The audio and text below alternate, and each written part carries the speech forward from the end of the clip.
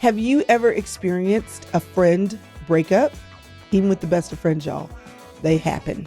And I want to talk to you a little bit about what you can do, how you can function, how you can recover, or how you cannot be saucy and snappy about it. Because listen, sometimes when they leave, you be like, go on then.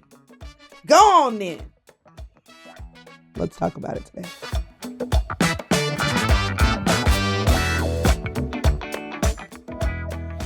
Hey y'all, my name is Chrystal Hurst, and if you're just joining me, welcome. I'm glad that you decided to tune in. I'm going to talk about how to handle a friend breakup, and if you've lived long enough, you've probably already experienced it. I don't know if you handled it well, but we'll talk about handling it well. I also want you to know that if you haven't experienced one, keep living. Keep living, because people are not all designed to be on the same path for the entirety of their lives. That is the most important thing for you to understand, that seasons shift and paths diverge. And if you can accept that, then you can be prepared and honestly expectant of the shifts in seasons. The biggest problem, I think, with handling a friend breakup is that you don't see it coming. But psychology today has 3 major reasons why friendships end. Okay. Now, there are others, but I like these 3. One is selfishness. You can be a friend with somebody who is in a friendship with you for what they get out of it. And the minute they are not celebrating your successes or they are happy at your failures, then you might go, you know what? This friendship needs to end. There's a lack of reciprocity.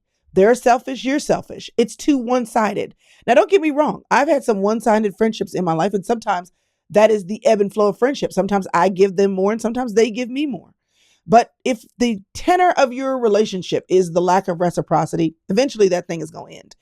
The friend sees you as competition. It's going to be hard to be friends when you actually are always looking over your shoulder to see if they're gaining on you. So selfishness, number 1. Number 2, a lack of frequent interaction. And this is why often many of our friendships break up, because we were in college with them and maybe we even worked in the same city for the first 3 or 5 years. And then one of us moved away. And so the proximity, we don't have as much frequent interaction. And if you're not intentional about it, it will wane. So you lose touch because of daily life. Many of you have children, and then you have friends that are single who don't have children. And so while you're still friends, because you got busy living your life and they got busy living their lives, the lack of frequent interaction caused the friendship to die out. You live far away from each other, or you simply have different priorities. But lack of intentionality in interaction will end a friendship. The other reason why is perception of friends and family. Like, you get new friends or you get a new family, and maybe your husband doesn't like that friend of yours. And so you were great friends until he came along, or your friends and family don't like to have them around, or maybe there's been a run-in and they're no longer welcome. So if your family and friends do not approve of them, or they don't fit within your current friend group, or maybe your closest friends see your blind spots and they think that that additional person is a blind spot for you, that relationship could end. So there are all kinds of reasons that relationships can end, but regardless of what those are, I want to talk to you about how you can deal with them. I know I've had friendships to end, and I say end because I'm kind of the school that once you're my friend, you're always my friend, unless you lose the right to be in my life. Now, you may, if I live my life, which I do, in concentric circles, because it's not possible for me to maintain all the friendships I've had since the beginning of time at the same level. In fact, I recently had someone come up to me and she asked me, have I done anything to offend you? And I was like, no. No. But in her mind, because we don't talk as much, she's like, something must be wrong. And I'm like, no, nothing's wrong. We're not in the same season of life anymore. There was a season where we were very involved with each other, and we're not anymore. It doesn't mean I think you're a horrible person. It doesn't mean I have anything against you. It just means the season shifted. But in her mind, like, what happened? We're no longer friends. In my mind, it was just a shift over time. But there are people in my life who were once in my close circle, a college roommate, for example. And I love her with my life. We probably talk once every other year. So the level of surface area that I personally have to connect, because we all have 24 hours. It's not that I'm hooty tooty. It's not that I'm hoity toity or snotty. It's not that I'm, whacked out or think I'm higher than anybody. It's just, I got 5 kids. I got 5 grandchildren. I work for myself. Y'all know that we always have stuff going on with our family, with my husband. There's only so much surface area. So I had to even have a conversation with one of my friends and say, oh, girl, no, I love you. I will love you till the day I die. It's just, we probably should be intentional. Maybe we go to lunch once a year or something because she lives in another part of town. We have different lives and it's okay. But sometimes the concentric circles, it's not a gradual move out or shift because of season changes with me. It's that, oh, I learned something about you. I learned something about you. I did not know who you were, or I thought I knew who you were, and you forgot who I am. We've had some of those too, where it was like snip, snip, goodbye, so long, farewell, hasta la vista, baby, sayonara. I've had those too. But it takes a long time. I mean, a long time. I mean, over the meadow and through the woods. I mean, circle the planets on rotation. If I cut you out of my life, man, what did you do? Because it takes a long while for me to go, oh, goodbye, close the door. I would rather keep you at arm's length than close the door. So if I've closed the door, what did you do to me? So, but I'm that way. I'm a big concentric circle person. But when the feelings end, or when the relationships end, or when they feel like they're stretching out, there are some things that you can do to navigate that, to navigate a friend breakup, whether it's gradual or whether it is sudden and painful.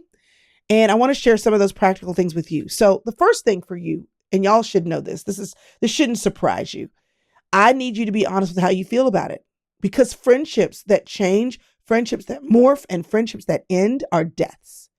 It is something to be grieved. You let someone in. This is why like dating is a problem. Because when it ends, man, you're tore up. There's a connection that happens between you and a friend.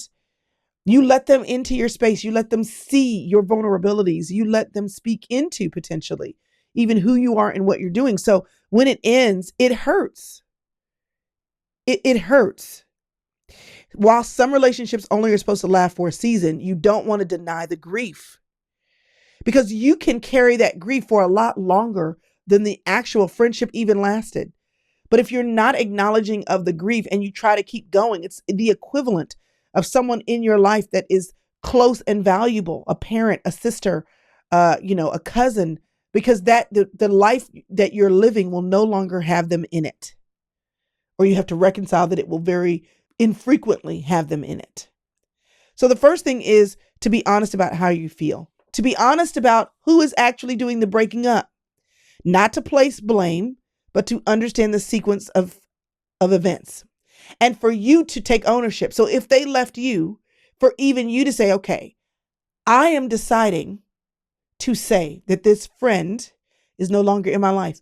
This may have been initiated by their behavior, initiated by their commentary, initiated by their distance, initiated by them never returning a phone call. But I am deciding today how I'm defining this relationship in my life. And you got to be honest about that. If you're on the receiving end of the breakup, acknowledge it. If you are the one ending the friendship, be honest about your why. I want you to take the time to assess, and you may need to do this with another friend or with a counselor, with another friend that's safe. We're not bad mouthing your other friend, okay? But I want you to spend some time reflecting on the relationship. What did you learn? How did you grow? How did they grow? How did y'all change? What happened here? Respect the decision to end the friendship from their decision making or your acknowledgement of that. And decide what the boundary is. Decide that there's a new boundary. Because, and I once heard a friend of mine say that she literally had to put her friends into buckets. These are the people I see and talk to multiple times a month or a week. These are people I love dearly, but I'm doing great if I talk to them 3 or 4 times a year. These are the women that are discipling me and that I'm discipling. Like for many of you, this includes your children. These are the women who I love seeing and hanging out with, and I like to catch up with regularly. These are the women who I respect them, I love them, and we respect the distance that our relationships need so that we can live our lives. These are the people who are not in fact, they're not in a circle at all. She literally had to map it out. So I want to encourage you to map it out. to reflect on the friendship, to figure out where it stands now. You feel free to talk to somebody about your feelings, because bottling this up will keep you from healing and moving forward. And yes, we need to heal from unhealthy or painful friendship breakups. I want you to be expectant of what God can do next. I want you to be on the lookout for a friend. I think about Jonathan and David and how they had a friendship. They met in a field when David's father, or Jonathan's father, was looking to kill David, and Jonathan was intel for him. God brought him that friend. God can bring you the new friend in a new season. And the reason why I need you to be honest about how this breakup is affecting you is because you don't want to take the pain of, just like you don't want to take the pain of one breakup in a dating relationship into another one, you don't want to take the trauma of one friendship into the beauty of another. That person isn't this person. That girl is not this girl. This girl is not necessarily going to talk about you behind your back like this girl did. Now, that may teach you to tell less about your life and tell slower. You can learn, but that doesn't mean you have to assign. And there's a difference. And being expectant of what God can and will do in your life through relationships is a good place to live, because he said he wanted us to live in community. He said he wanted us to gather together. Yes, in the setting of a church, but also with friends. He took 12 friends, but then he picked 2 to 3 to do different things with him. And he had the one best one. It's okay to have concentric circles, and it's okay not to assign the pain of one person in a circle to what another person will do. This should also lead you to look around at your current friendships and share your appreciation for those current friendships. What do my current friends need? If a plant dies in my yard, I can just pull it up. I can let the weeds come up around it, or I can replant a new one eventually and say, why did the last one die? Did it not get any water? Did it need nutrients? Did I need to till the soil? What did it need? Was it not in the right place? Did it need more sun? I can learn before I plant something else. So your friendships, your relationships should give you the opportunity to learn from them, because you should keep planning relationship. It's the way you're designed. So be honest about yourself, because that's one of the best ways to heal as you move forward. Here's another thing. Be honest with yourself and don't read into it. Let me read this to you. We are experts at getting into our own heads. Reading into situations often comes naturally when we feel we do not have control over the outcome of our pain. So the best thing you can do in these circumstances is not to overthink it. Okay, so here's an example. A friend could tell you that they're not happy with the friendship. They don't think it would be a good idea to continue it. They explain that because the pace has changed for both of you and every attempt to meet hasn't really worked out, the level of the friendship should probably change. And then here's what happens. Although you're caught off guard and maybe disagree, you share how you feel and the friend moves on. And then later that evening, you begin replaying the conversation. You begin to internalize something that they said or you said. And then you're like, well, I shouldn't have done that, or they shouldn't have done that, or I said this. You just start ruminating on it. And before you know it, you're going down a whole rabbit trail in your head about what led to the breakup. Was it you? Was it them? It just can lead you down a path of replaying what happened. Here's what I want you to know. When it happened, it happened. And beyond you learning from it, not replaying it shoulda, woulda, coulda. That's the difference. Replaying to learn. What did I learn? What can I take forward? Because that's a finite conversation. The ruminating, well, I should have done this, or when they said this, maybe they thought, or maybe it was my tone, or maybe zoop. Okay. You know what? I didn't need them anyway. You have a whole narrative in your mind that's maybe or maybe not true about who they are and why they said that. I have learned that you just need to accept what people say until you have facts to prove differently, because 9 times out of 10, it don't matter. I have had friends where they've told me the reason why they were pulling back, and I did not believe them. And I spent so much time trying to come up with what it really was about. Some of y'all have experienced that with friend breakups, divorces, people leaving on the job. You're like, you start trying to figure out, what did they not say? And reading into their past actions and how did that agree with or not agree with what you become the private investigator of that relationship. Listen, y'all broke up. Take what you can use, leave the rest. Because there's a point at which the ruminating is unhealthy for you. And it's not productive because you don't even know that the ruminating that you have on in your mind is landing at a correct conclusion. So you got to take your thoughts captive. You have to take your thoughts captive. And I want to be really practical about this. Taking thoughts captive means that you notice a thought that isn't productive. It basically can run into the wild, wild west and you don't know where it went. People ran into the wild, wild west looking for gold. Some found it, most didn't. But a lot of people ran west to be a settler, but they never found gold. If you run into the wild, wild west with your thinking, with your mind, looking for gold, you're probably not going to find it. Some people do, but you probably won't.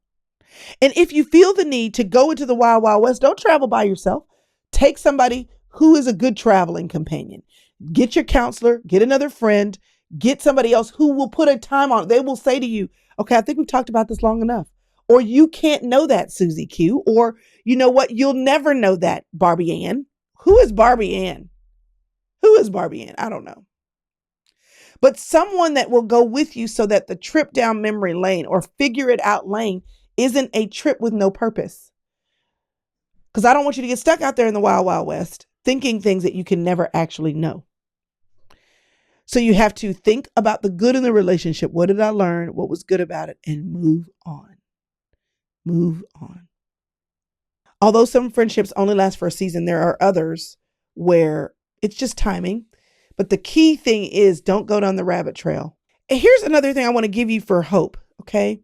When you handle breakups gracefully, sometimes you are setting yourself up for success. You've heard that saying that, be careful, don't burn that bridge because you might need to cross it one day. There are friendships in my life. And when I say friendships, I mean like personal, I mean like professional, I mean like spiritual, where I am crossing over them again. 20 years passed and I run into this person in a meeting somewhere. And it's like, oh, you work here? Oh, you know so-and-so? And you don't realize that how you left it set you up for a crossing 10, 20, 30 years later. That applies for friendships too. There are seasons where you're both busy managing your kids, taking care of your husbands, building your career. And then you look up later and you're like, I need a friend. And you reach out and so does she. Don't burn the bridges. This is one of the reasons why you don't want to tell yourself stories in your head. Because if you can't know, you don't know.